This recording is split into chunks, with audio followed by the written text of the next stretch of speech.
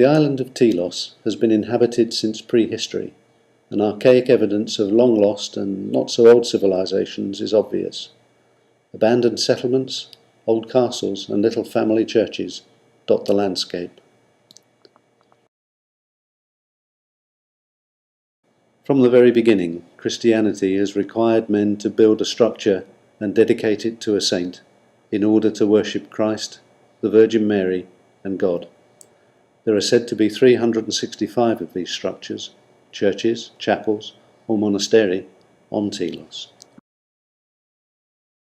Long periods of persecution by several of the island's occupiers have meant that it was not always possible to worship openly, and so some of the churches were hidden below the ground or in caves.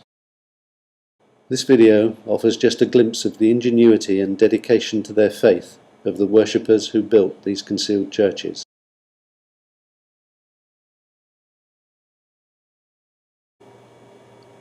The name of this church is lost in the mists of time.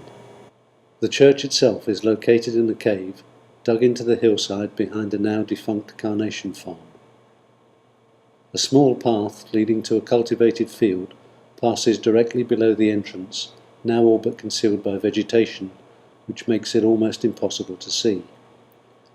The entrance guardians, a colony of wild bees, may also deter the curious. Once past the bees, the cave gives up its secrets. You are greeted with a view of the altar directly in front, and plastered, white-painted walls and ceilings.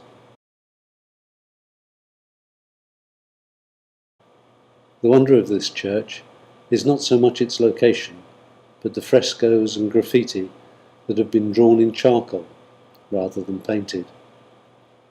These wonderful childlike drawings are unique on Tilos. As you move around the church, your eyes are drawn to each fresco in turn, and to the graffiti left by pirates and other visitors.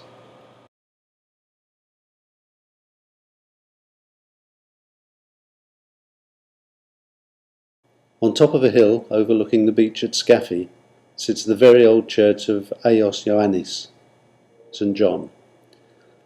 Its lonely exposed position commands views of the surrounding hills and valleys and over the Aegean, all the way to the misty outlines of another continent, Micracia, Asia Minor, modern-day Turkey. The church sits in a field enclosed by local stone walls, although these are now falling into disrepair due to environmental conditions and the goats. The church is constructed to a design common to the majority of Tilos churches, a rectangular shape with a rounded apse at the rear and covered with a barrelled roof. A small entrance ensures the person entering shows due humility.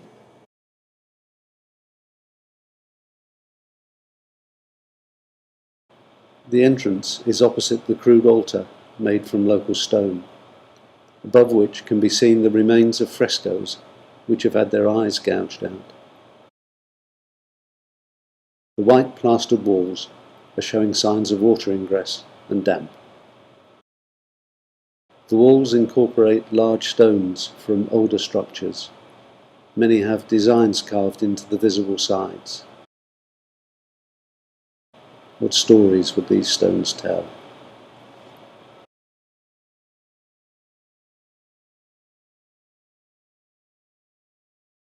Tilos has many treasures discreetly hidden from view. One such is the ruined church of Hagia Sophia at Agios Antonios. Its location, built into a cave in the hillside overlooking the small fishing community and beautiful harbour, make it unique on the island. Access to the church is fairly easy, up until the last bit, where a scramble up the deteriorating loose hillside is required. But what lies inside the cave is well worth this effort.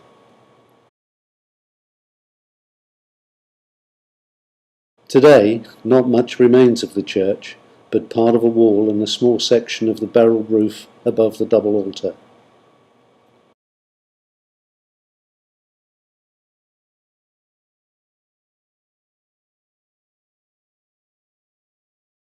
Capitals from much older buildings have been recycled and form the altars. The discoloured, white-coloured walls show signs of recent graffiti.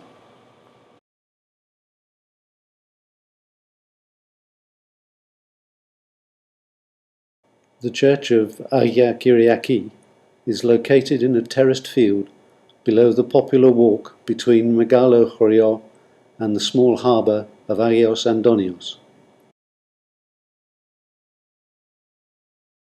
Vegetation obscures the entrance, which looks like most of the other cave openings around this area.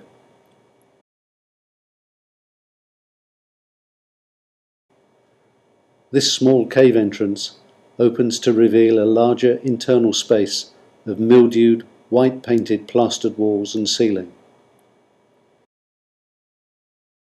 Directly opposite the entrance is the altar, fashioned from two recycled stone blocks sandwiching a partially dressed sandstone capital.